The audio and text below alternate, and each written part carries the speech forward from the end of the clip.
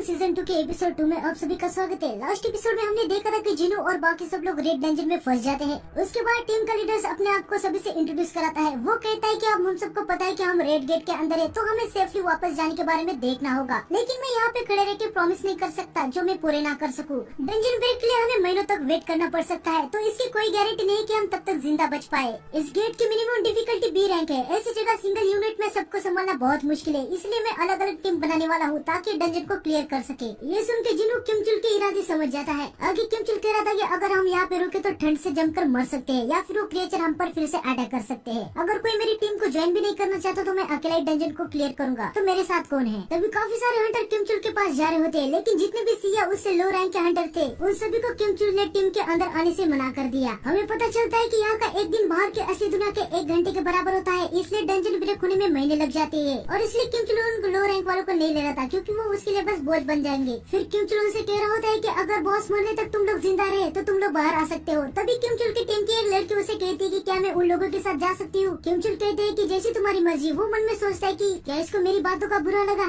फिर वो कहता है कि अभी एक जगह खाली है तो कोई एक आ सकता है, और एक लो रैंक का हंटर मिस्टर चुल के टीम में चला जाता है। जिनू कह रहा होता है कि किमचुल तो हमारे ऊपर होने वाले बर्फ वाले तीर के अटैक को भी नहीं देख पाया था। तभी वो लड़की जो जिनू की टीम में आई थी वो जिनू से कहती है कि तुम ई रैंक के हंटर नहीं हो ना। शायद उसने जिनू को तीर पकड़ते हुए देख लिया था। फिर हमें बाहर दिखाते हैं। लास्ट एपिसोड में मिस्टर आर ने कहा था कि जिनू एक ई रैंक का हंटर है। उसके बाद वो बेग से कहता है कि मैं इस बात को इसे सीक्रेट रख रहा था क्योंकि मुझे जिनू का ट्रस्ट जीतना था। मुझे यकीन है कि वो री अवेकन हो गया है। बेग उसे कहता है कि तुम्हें पूरा यकीन तो है ना, या फिर तुम बस कोई अंदाजा लगा रहे हो? मिस्टर आर मन में कह रहे होते कि उसने कभी क्लियरली जवाब नहीं दिया। वो बेग से कहता है कि फिलहाल तो ये मेरा अंदाजा ही है। ये सुन के बेग कहता है तो हमारी आखिरी उम्मीद बस किमचुल है। मिस्टर आर मन में कह रहे होते कि अगर मिस्टर बेग आप जिनू को एक्शन में देखते ना तब आपको पता चलता कि मैं क्या कहने की कोशिश कर रहा हूँ। तभी सर्विलेशन टीम के फर्स्ट डिवीजन का मैनेजर जू संगचन कहता है किमचुल संभाल लेगा सर, उसका रिकॉर्ड काफी अच्छा है। उसकी फाइटिंग की एबिलिटीज भी व्हाइट टाइगर गिल्ड के दूसरे स्क्वाड मेंबर की तरह ही है। ये सुन के बेग को थोड़ा सा रिलीफ मिलता है। वो आशा करता है कि किमचुल बाकी बी रैंक के हंटर के साथ डंजन को क्लियर कर देगा। संगचन मिस्टर आन से कह रहे थे कि आप किसी ई रैंक के हंटर की बात कर रहे हो जो री अवेक हो गया है। मुझे लगता है कि किमचुल उस जैसे बिना इन एक्सपीरियंस हंटर से काफी ज्यादा परफेक्ट है। मिस्टर आन मन में कह रहे थे कि वो तो आखिर में देखा जाएगा कि कौन सही है। डोंगसू भी यहाँ पे पहुंच चुका था। वो कहता है कि यहाँ पे चल क्या रहा है? ये तो एक सी रैंक का गेट होना चाहिए था ना,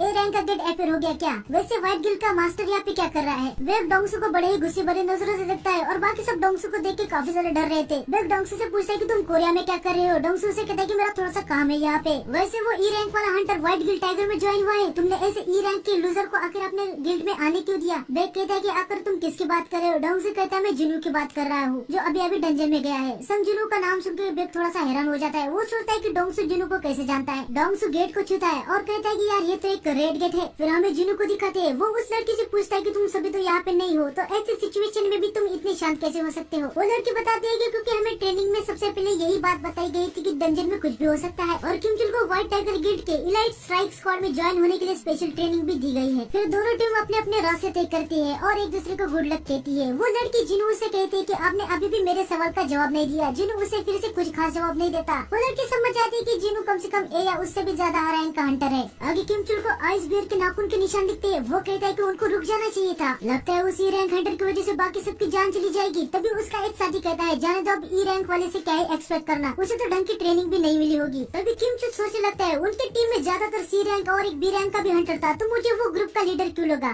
जाने दो, वैसे भी वो मर जाएगा। फिर हमें बाहर दिखा दिया जहाँ डोंगसू को यकीन नहीं हो रहा था कि ये रेड गेट है। उसकी सारी मेहनत पे पानी फिर गया था। वो कहता है कि तुम्हारा पता लगाना मुश्किल है जिनू। और यहाँ बेग भी काफी ज्यादा कंफ्यूज था। उसे कुछ समझ नहीं आ रहा था कि सभी लोग जिनू के पीछे क्यों पड़े हैं। आगे हम देखते हैं कि किमचुल कुछ आइस बियर को मार डालता है। उसकी टीम के सारे मेंबर काफी ज्यादा खुश हो रहे होते हैं। वो कहते हैं कि हम सेफ है, पर किमचुल मन में कह रहा होता है कि मैं इतना तो स्ट्रॉन्ग हूँ कि कुछ आइस बियर को मार सकता हूँ। बाकी मेंबर जल्दी से बियर का मीट ले रहे होते हैं जो कुछ दिन इनके खाने के लिए ठीक है। किमचुल के मेंबर कह रहे होते हैं कि चलो अभी हमें थोड़ा सा आराम करना चाहिए, हमारी शुरुआत तो काफी अच्छी हुई है। किमचुल उनसे कहता है कि तुम लोग क्या बात कर रहे हो? जब तक हम इस फॉरेस्ट से नहीं निकलते तब तक हमें काफी सावधानी से काम लेना होगा। फिर हमें जिनू और उसकी टीम को दिखाते हैं। तभी वो लड़की कहती है सब लोग रुक जाओ, हम इससे आगे नहीं जा सकते। जिनू पूछता है क्यों? वो लड़की कहती है कि देखो उस जगह पे काफी सारे निशान है, ये पूरा एरिया आइस बियर का है, हमें उन मैजिक ब्रिज से आने से पहले यहाँ से वापस निकलना चाहिए। जिनू कहता है तो ये पूरा एरिया आइस ब्रिज का है। वो लड़की सोच लगती है क्या मैंने कुछ गलत कहा? वो जिनू को कहती है हाँ। जिनू कहता है तो हमें इधर से वापस जाने की क्या जरूरत है? वो लड़की है कि मैंने जो कहा आपने वो सुना नहीं क्या? आप मरना चाहते हो? जिनू उसे समझाता है अगर ये एरिया बियर्स का है इसका मतलब यहाँ पे हमारे दुश्मन से बियर्स है और उनकी चिंता करने की कोई जरूरत जरूरत नहीं है, उन आइस एल्फ से इनका मुकाबला करना आसान है। वो लड़की समझ जाती है, वो कहती है कि ये बात मेरे दिमाग में क्यों नहीं आई। फिर जिनू उस लड़की से कह रहा होता है कि क्या तुम्हें इस आउटफिट में ठंडी नहीं लग रही। वो अपनी इन्वेंटरी खोल के सबको वार्म फर कोट देता है। उस लड़की के साथ सभी के सभी जिनू का ये मैजिक देख के काफी ज्यादा शॉक हो जाते हैं। सॉन्गी कहती है कि मिस्टर आप क्या है। जिनू उसे कहता है कि मेरी वजह से तुम यहाँ पे फंस चुकी हो, तो मैं तुमको प्रोटेक्ट करूंगा, इसके बदले तुम मुझसे कोई भी सवाल नहीं करोगी और तुम सब पर भी ये बात लागू होती है। तभी वहाँ पे आइस बेयर आ जाता है, सभी लोग पैनिक हो जाते हैं। वो जिनू से कह रहे थे कि आपने तो कहा था कि इस आइस बेयर के बारे में चिंता करने की कोई भी जरूरत नहीं, पर यह हाई रैंक के आइस बीस्ट है। वो लड़की कहती है कि हमें यहाँ पे आना ही नहीं चाहिए था, मैं इसे डिस्ट्रैक्ट करती हूँ, तुम लोग इसे मारने के लिए कोई रास्ता ढूंढो। तभी जिनू उसे शांत करता है और आगे जाता है और उसे कहता है कि तुम चिंता मत करो, मैं इसे देख लेता हूँ। वो लड़की कहती है कि चाहे तुम कितने भी स्ट्रॉन्ग हो, पर वो बीस्ट हाई रैंक का है। जिनू वुल्फ असैसिन टाइटल में स्विच करता है, जिससे बीस्ट टाइप मॉन्स्टर के खिलाफ जिनू को सारी एबिलिटीज 40% बढ़ जाती है। जिनू एक लंबी छलांग लगाता है। वो मन में कह रहा होता है कि अभी के लेवल और टाइटल को ऐड करने से मैं इसको अपने हाथों से ही हरा सकता हूँ। और वो बीस्ट के सिर के ऊपर एक जोरदार मुक्का मारता है। इसे देख के सभी लोग काफी ज्यादा शॉक हो जाते हैं और कहने लगते हैं उसने एक ही पंच पे आइस बीस्ट को हरा दिया। जिनू को काफी सारे एक्सपीरियंस पॉइंट मिलते हैं, क्योंकि ये जो मॉन्स्टर होता है ना, ये हाई रैंक का होता है और जिनू का लेवल भी अप हो जाता है। वो लड़की जिनू से कह रही होती कि आखिरकार आप है कौन। फिर हमें बाहर दिखा दे जहाँ बेग डोंगसू से पूछ रहा था कि तुम यहाँ जिनू के लिए क्यों आए हो, आखिर तुम्हें उससे क्या काम है। डोंगसू से कहता है कि इससे तुम्हें कुछ लेना देना नहीं है, मुझे उसके साथ थोड़ी मस्ती करनी है। बेग उसे कहता है कि चाहे तुम्हारा उसके साथ कोई भी काम हो, पर रेड डेंजन का हम कुछ नहीं कर सकते।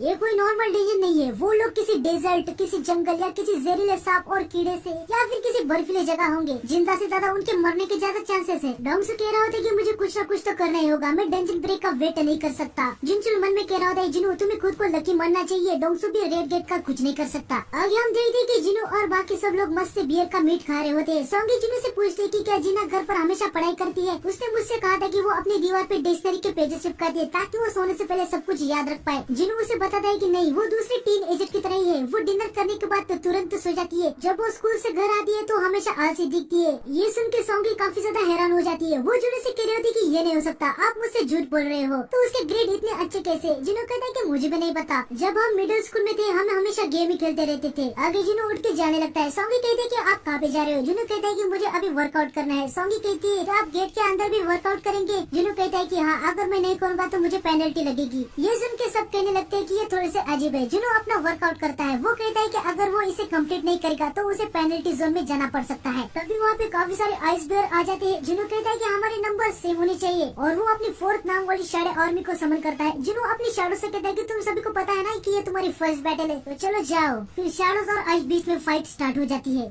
मेरे शैडोज फायर पावर का यूज कर रहे थे। जिनू कहता है कि मेरी शैडोज मेरे एक्सपेक्टेशन से स्ट्रॉन्ग है, वो काफी तेजी से रीजनरेट भी हो रहे हैं, पर इससे मेरा माना भी कम हो रहा है। तभी वहाँ पे बीस्ट का बॉस आ जाता है जो शैडोज को काफी आसानी से खत्म कर रहा था और जिनू का जो माना होता है ना, वो भी पूरा का पूरा खत्म हो जाता है। जिनू समझ जाता है कि शैडो सोल्जर बीस्ट बॉस के लिए मैच नहीं है और वो इग्रिस को समन करता है। इग्रिस और बॉस बीस्ट की फाइट स्टार्ट हो जाती है। जिनू भी इग्रिस की पावर देख के काफी ज्यादा हैरान हो रहा था। इग्रिस उस बॉस बीस्ट का सर काट डालता है। जिनू सोच रहा होता है कि अगर इग्रिस के पास तब स्वॉर्ड होती शायद मैं उसके सामने खड़ा तक नहीं हो पाता, पर अभी मेरा लेवल अप हुआ है तो शायद हम दोनों सेम पावरफुल है। जिनू इग्रिस को शाबाशी देता है और सारे बीस्ट को अपने शैडो सोल्जर में कन्वर्ट कर देता है। फिर हमें बाहर दिखाते हैं जहाँ बेग पूछ रहा होता है कि कितना समय बीता। आन बताते कि 3 घंटे हो गए, इसका मतलब गेट के अंदर अभी 3 दिन हो गए होंगे, पता नहीं कितने लोग जिंदा हो गए। बेग कहता है कि गेट के अंदर का वातावरण नॉर्मल तो बिल्कुल नहीं होता, कड़क की धूप से उनकी स्किन जल गई होगी या एक्सट्रीम ठंड में वो जम गए होंगे या फिर किसी जहरीले कीड़े से वो फाइट करे होंगे। अगर जैसे तैसे उन्होंने वातावरण को झेल भी लिया, पर उनको खाना ढूंढने में बहुत ही ज्यादा मुश्किल है। ये गेट हाई लेवल का है, इसका मतलब जो भी लो रैंक के हंटर होंगे वो अब तक मर चुके होंगे। डोंगसू कहता है इसका मतलब संग जिनू भी अब तक मर चुका होगा। लग रहा है यहाँ पे आना मेरा फालतू का टाइम वेस्ट हो गया। बेग डोंगसू को एक बात बतानी चाह रहा होता है, लेकिन तभी डोंगसू कहता है संग जिनू तुम्हारे व्हाइट टाइगर गिल्ड का मेंबर नहीं है, तो तुमने उसे गेट के अंदर जाने क्यों दिया। तभी मिस्टर आन बताने लगता है कि मेरी उसे जान पहचान थी, उसने मुझे कहा था कि वो सी रैंक के गेट के अंदर जाना चाहता है ताकि उसे कुछ ठीक ठाक पैसे मिले, और मैं उसे मना भी नहीं कर पाया। बेग मन में सोच रहा होता है कि आन जिनू को कवर दे रहा है, आखिर जिनू है कौन। Even yes rank Hunter Dongsu भी उसके पीछे पड़ा है, लेकिन तभी डोंगसू एकदम से स्पीड में आके आन की गर्दन को पकड़ लेता है। वो उसे कहता है कि कुछ तो गड़बड़ है, चलो जल्दी से अपना मुंह खोलो।